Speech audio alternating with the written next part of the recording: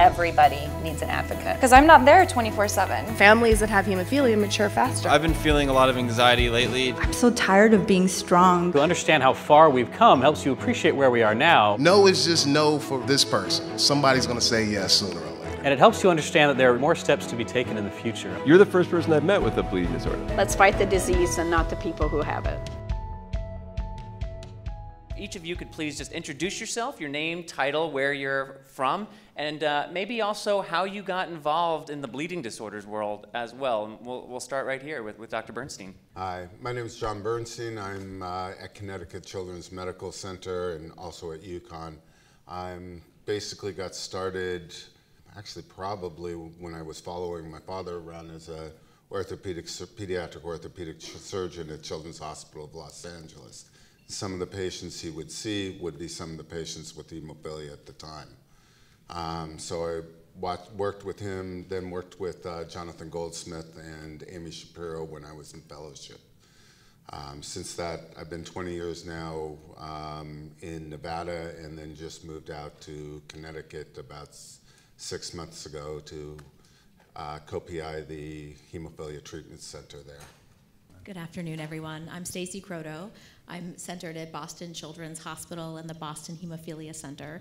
So I direct the pediatric program at the Children's Hospital, and I'm the associate director at the larger Boston Hemophilia Center. Like all good stories in medicine, I suppose my foray into hemophilia really started with a patient, actually in vascular anomalies, so in problems with development of blood vessels, arteries, and veins. A lot of those patients actually have challenges with coagulation and platelets, and that was really my scientific and clinical research interest. And then I met Dr. Neufeld, and so he pulled me into the Hemophilia Center, and I guess the rest was history after that. Hi, I'm Emily Bisson.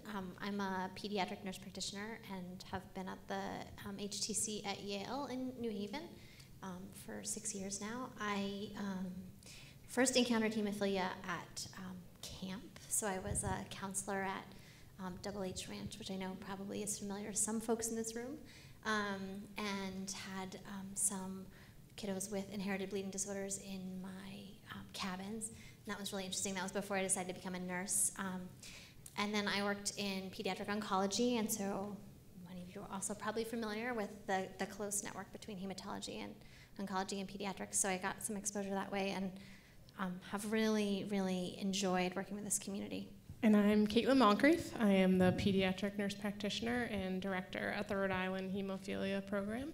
And I got into hemophilia about 6 years ago. I had a niece who had had a neuroblastoma as a child that I went to a lot of her pediatric oncology visits, and really thought that that's what I wanted to do, get into pediatric oncology, and worked as an adult oncology nurse to learn about all the chemo. And when I became a nurse practitioner, there was two hemophilia NP positions opening in Boston and Rhode Island, and I figured hemophilia, hematology, oncology, I could do some oncology, and I started doing oncology and hematology, and then once entrenched in the hemophilia community, I became passionate about it, and I've been with hemophilia alone for the last 6 years, and I love it. So. There's something about those claws. Like once you're in, people really don't leave. Now we do have trouble getting clinicians in, and that is something maybe we'll come back to later, and we have to strategize how we can do that better, but it does seem like once we get them, we get them. What are some of the trends that we have noticed? What are some of the meaningful steps forward? I don't think we've had any what we might call leapfrog moments forward in terms of treatment advancements in the last year or two, but that might not be a perspective that's shared by everyone. So maybe Dr. Croteau, if you want to kick us off, what are some of the things in the last year or two that you've noticed that are worth underscoring? Individualization. I think that best characterizes it. More and more, we're really focusing on what are the goals, what are the needs of this individual patient, and how does our current repertoire of factor concentrates and other therapies allow us to best meet the needs. So is it a patient with challenging joints who needs frequent infusion? Is it a patient who's really active and out on the ski slopes, out on the soccer field, out on the basketball court, who we don't want to just do every other day or twice a week without thinking through very specifically what does this patient need? I think there's been a big focus on pharmacokinetics and PK, which I know is big in Boston, and we both participate in the WAPS hemo trial, where you can really get a better idea of how long factor is lasting in an individual to be able to cater their own prophylactic regimen and adjusting based on activity and stuff like that. So we talk about prophylaxis now very casually in a way because it is the standard of care, and it's about how do you individualize the prophylaxis, almost taking for granted that prophylaxis is in place. Emily, we were talking about particularly with some of the older generation, those of us in our, I say older, but like, mid-30s and older really, but those who did not grow up with prophylaxis, it can be more challenging for them to adopt to it. Can you speak to what you've seen with the adult patients when it comes to prophylaxis? Number one, I really appreciate when they share their perspective and their experiences, but it's also interesting to talk with them about, what do you want your care to look like now, and how can we best make this fit your life currently. Some of them, I've heard comments of, no, save that for the kids. They're very genuine in their wanting to make sure that things are better for the younger kids. But we have a conversation about there's not a product shortage, and I really want to optimize your life too.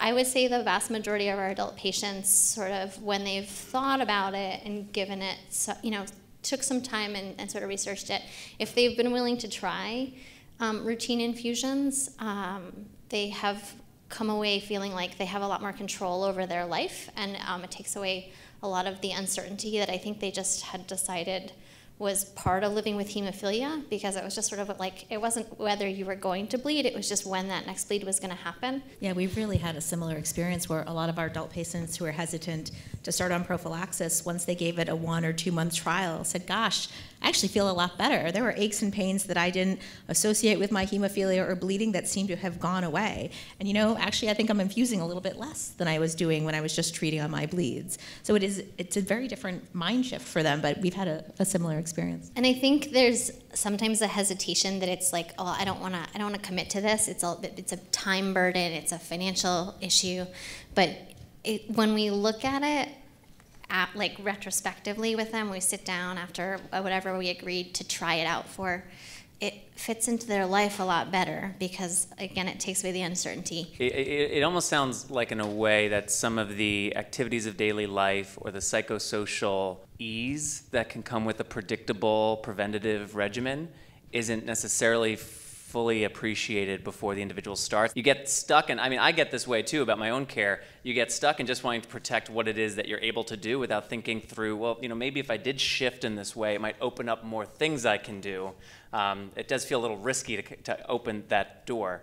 Dr. Bernstein, can you share a little bit of your perspective on the treatment and management of inhibitors and how studies like the CPIT study or any other work that's been done in the recent past has influenced the way you're thinking about inhibitors? Basically, since the CPIT study is ongoing, before I would talk to the patients, even at the beginning, about the possibility of using a plasma-based factor, and there was never a taker from that point of view.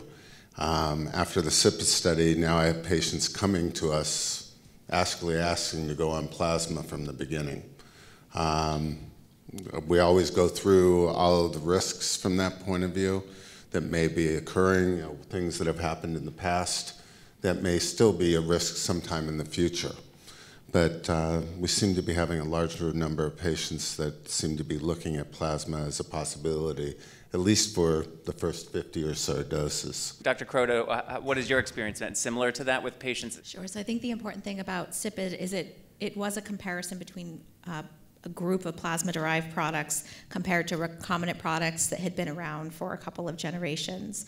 So it is important to recognize that all the newest products coming to the market, we don't have data yet on the inhibitor risk in POPs. But we changed our conversation as well. While pre-CPIT, we did not routinely incorporate conversations about plasma-derived products for our youngest patients. Now it's something that I talk about with all of my previously untreated patients. And what about from your standpoint, Emily or Caitlin? I spoke with each of you about some of the challenges with how to educate patients in a way that isn't frightening or overwhelming. How do you filter through and navigate ways to have conversations about treatment, product, and choice with your patients? So I think touching on the inhibitor conversation too, that's probably one of the most challenging conversations to have, because you want to be educating parents when they're coming in with a newborn, because when are they at the highest risk for inhibitor? It's in those first 20 exposure days or so. But you don't want to scare them. And it's a really hard balancing act between making sure people are educated and know about the risk for inhibitors and know about CPIT, which is hard to not get too scientific, but in a simple way explaining the risks that are there. You're asking people to make a decision that we don't necessarily have the right answer for either. I think it's hard because there's a lot of information to synthesize. There's a lot of unknowns. I mean, if we could really tell you who is at risk for an inhibitor, it would make these choices easier. And I can't imagine what it's like to be a parent having to make this decision, because I'm not really sure that there's a right decision for anybody, but I think you have to make the best decision for yourself, your child, your family in that moment.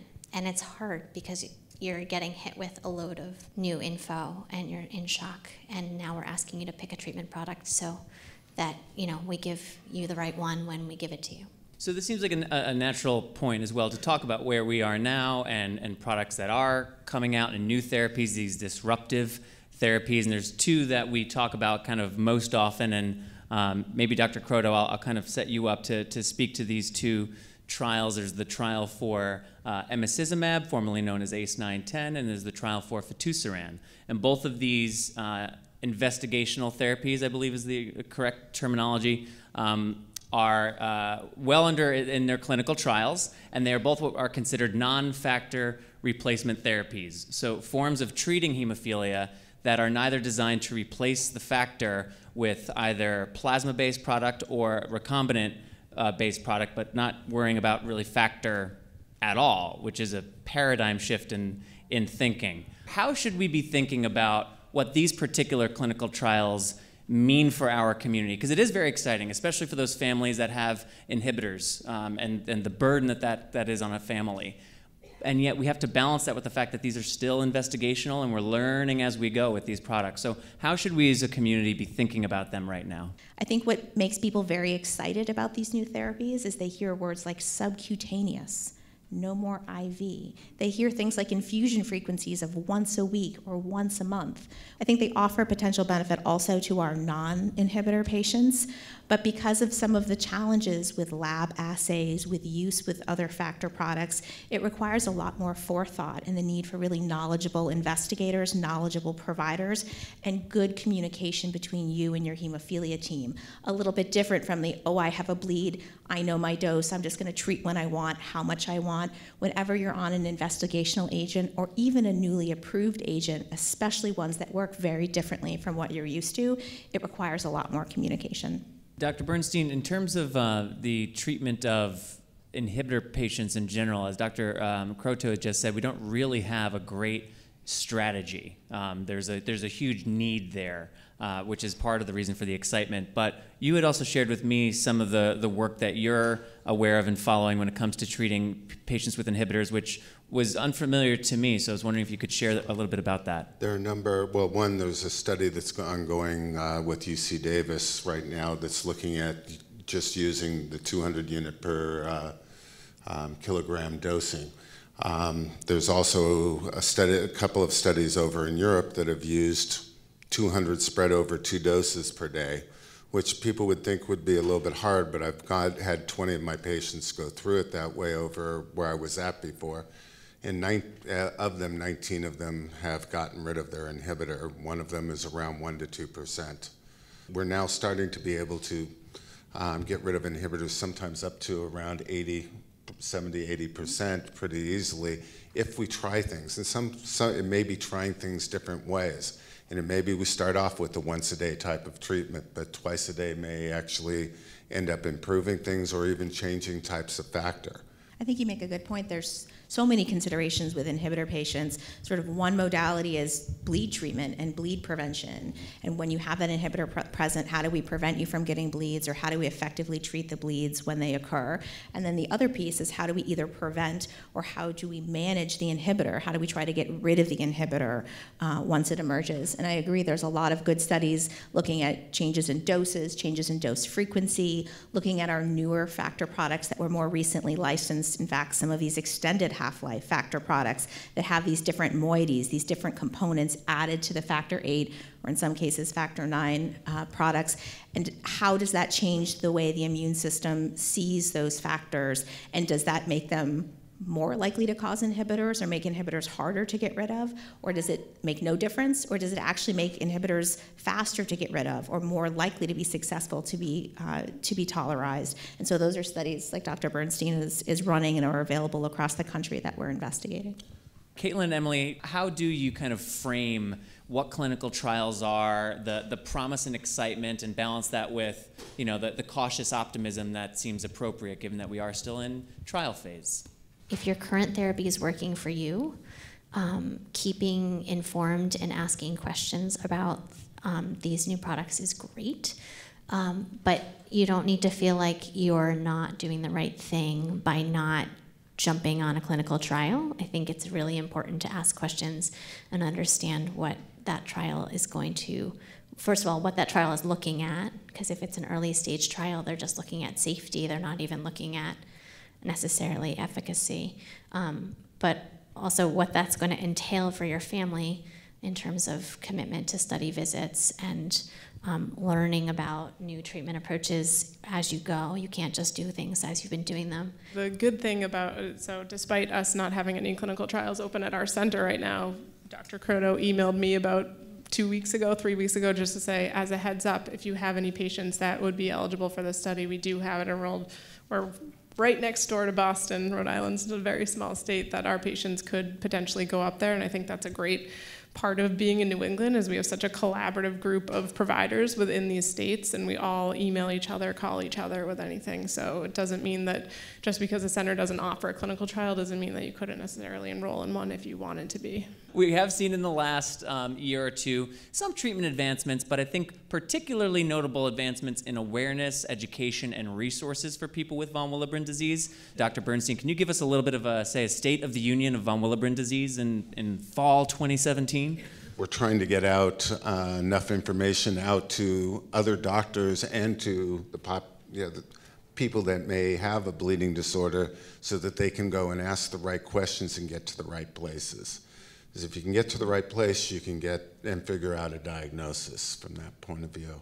I think it's something like 14, 15 years on average in that ballpark for a diagnosis to be made of someone that has von Willebrand disease. And you had also mentioned to me that there's a decent amount of misdiagnosing as having von Willebrand disease when it may be a platelet or other kind of bleeding clotting disorder. Can you speak a little bit more to that? From that point of view, often we go with the easiest way to try to get a diagnosis, and sometimes our tests that we have are not always the best.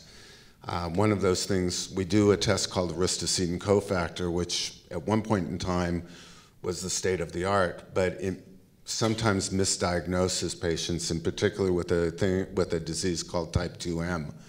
So at one point in time, we suddenly were starting to see a large number of patients that were being diagnosed with type 2M, but didn't act like them. And it turns out the docs at a number of institutions, but blood centers of southeast Wisconsin, were able to prove that were a particular type of genes where they were only able to find the abnormality in the test tube, but not in the person. So meaning those people didn't have increased bleeding. They just happened on testing, or at least not from their von Willebrands that they were being diagnosed with, but actually may have had a different disorder ongoing. So it may be that we need to take the different types of looks at it, including perhaps doing the genetics of your particular disease, which is possible with both type 2 and 3. And Dr. Croteau, what about for you in your practice? What have you seen in the treatment and management of von Willebrand disease? How has your practice changed with regards to von Willebrand disease of late? So I think recognition and diagnosis are really the the cornerstones of where we're trying to make improvements for von Willebrand disease. And it's true, we haven't done much with innovation in therapies for von Willebrand disease, but we may be able to piggyback on some of the innovations in hemophilia and potentially apply that to von Willebrand disease. I think part of the challenge, and Dr. Bernstein illustrated this really nicely, is the heterogeneity or the variety of what we see in terms of symptoms, severity, and bleeding types within von Willebrand disease. So even though people get labeled with von Willebrand disease, or even some of the specific subtypes, there's a lot of range of what patients experience within each of those types, and certainly under the big umbrella of von Willebrand disease. So it's not as easy as just lumping people together and doing a study or being innovative. Because of the frequency of von Willebrand disease, sometimes I've seen patients come to me or second opinions where just because people fell under the normal range by a percentage or two, people said, oh yes, you have von Willebrand disease, because it's common and labs are a little bit abnormal. But really when we dig a little bit deeper, we find out, no, von Willebrand disease isn't really your problem. It's a platelet disorder, or it's another coagulation type defect. So kind of delving in and making sure we have a good understanding. Emily, you had spoken about the role of the nurse as the educator, the nurse practitioner as the educator, given what we're talking about with von Willebrand disease and just how diverse its expression in people can be, and how challenging that must be to kind of make a strong, stable plan against if there's something that's hard to kind of understand in the first place. How do you navigate those conversations with patients who come in and they're trying to acquire tools, they're trying to find ways to improve their life, but with all these variables, how do you navigate that with them? It is a challenge. There's often a big delay. You talked about the delay in diagnosis, but even once what I find is patients come to see us and they have been, if they have a bleeding disorder diagnosis because they have bleeding symptoms, or they need to get worked up for a bleeding disorder diagnosis because they have bleeding symptoms, they've often been struggling with those symptoms for a long time. And they may have been through multiple providers before they managed to get a referral to see us. And they may have tried multiple medications or been given various diagnoses. It takes us a while to make a diagnosis, and I know that we contribute to that frustration.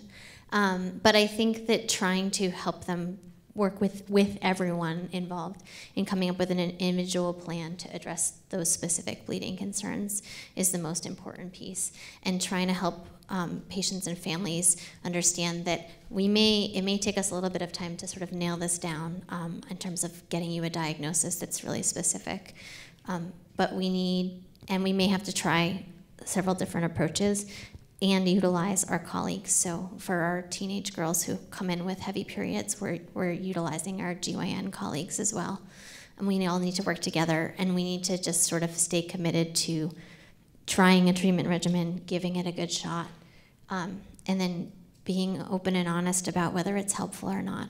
Because we can try something else, but I don't know that I need to try something else if you don't share that information with me. You mentioned girls coming in with heavy periods, which I'm going to use as the opportunity to say, if you or someone you love is having a period that goes on for 2, 3, 4 weeks, that's not normal. And one thing that seems to come up a lot is that in families, if the women in that family are accustomed to having a heavy period because they may have an undiagnosed bleeding disorder, it just becomes normalized as, well, that's just us. We talk about these clinical challenges, but then there's also the cultural and familial challenges. If there is just a line of thinking in a certain household, we hear this a lot in Southern California. We talk about some of the challenges with, we have a strong Latino community in Southern California, and there is a certain amount of, you just don't talk about your problems, you gotta be tough. That's a cultural familial challenge that, is really hard to combat within the clinic. And I think within families, and we heard this so much doing the work for the podcast, within families where it's just accepted, hey, this is just who we are, I imagine as clinicians, that's almost got to be mind-bogglingly bang your head against the wall, frustrating. And with that, I'll let you all respond.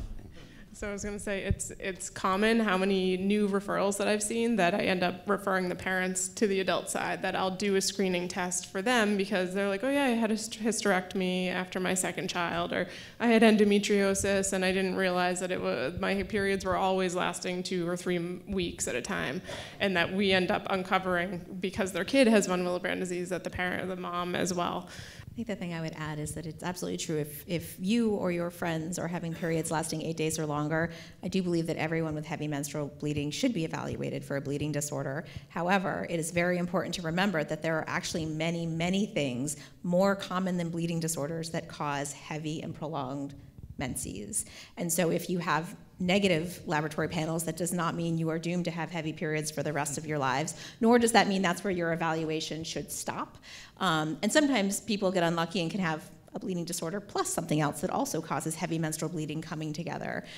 So don't be frustrated, or don't hold on too tightly to the, if I have heavy menstrual bleeding, it must be a bleeding disorder. It's important to think about, but there's actually a spectrum of things that need to be considered.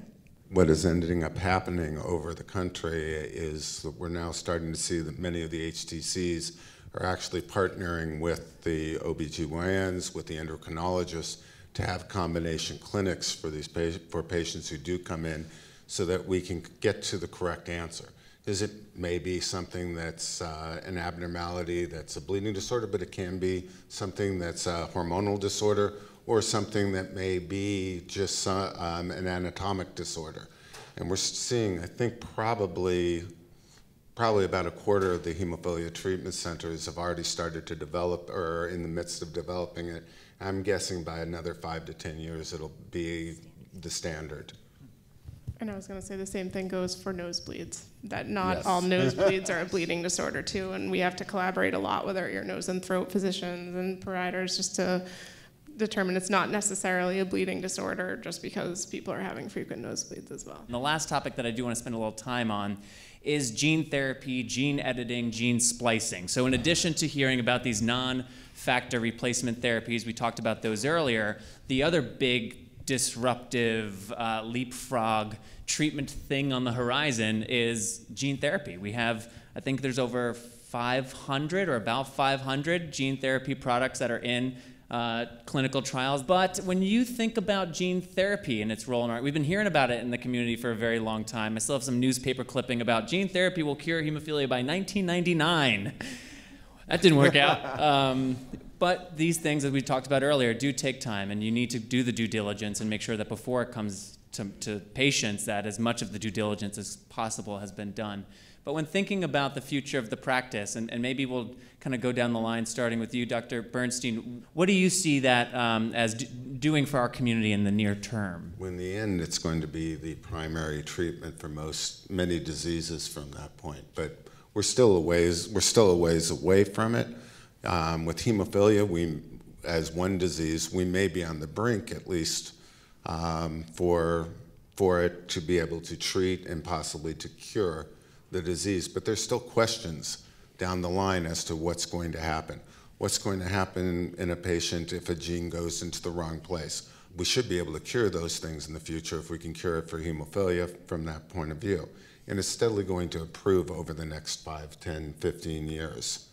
I would expect that on a general purpose type of thing, that you're probably going to be able to provide one form of gene therapy within the next 10 years. So I agree. I think gene therapy in a lot of ways is simple, it's elegant. You're just teaching the body how to make the factor protein that it does not currently know how to make. If only science were that easy. So the nice thing about gene therapy is if you can teach the body to make the protein, then some of the other things that I mentioned with the disruptive therapies about challenges with assays and how does it work with factor product, right, those things sort of go away because it's the same protein. So that's really exciting. I think the challenge right now is how do we actually get the genes into the right cells? How do we get the cells making enough of those proteins? So I think we have a lot of work to do to sort of titrate and get to the right target levels with gene therapy. And then is true with all of our investigational therapies, thinking about the safety component. Where is the gene going? Where are these virus particles going? What does it mean for long-term health and long-term cell health? What does it mean for the immune system to see this new factor 8 or 9 and these viral particles? How long is it going to last? So I think we're as close as we've ever been to really seeing success in the body cranking out factors, but a lot of these other seemingly trivial in some ways from a non-scientific perspective, some of these other factors actually are going to likely be the barriers that get it through clinical trials and get it widespreadly available throughout the hemophilia community. the big question that everyone asks and is thinking about with all of this gene therapy is the cost and what's going to happen down the line of how much does it cost a hemophilia patient per year for their factor, and then how is that going to be priced down the line once it is approved and it's an option for treatment, which is something that always comes up when we talk about gene therapy as a potential in the future. And what's your general answer to that question? I don't know. To be determined. I think that's the honest answer, right? That's one of the known unknowns of where we are at in the process. Quick round of applause for our 4 amazing clinicians. To watch video from any of our previous Powering Through sessions, visit poweringthrough.org, or to learn more about National Cornerstone Healthcare Services, NCHS, visit nchswecare.com.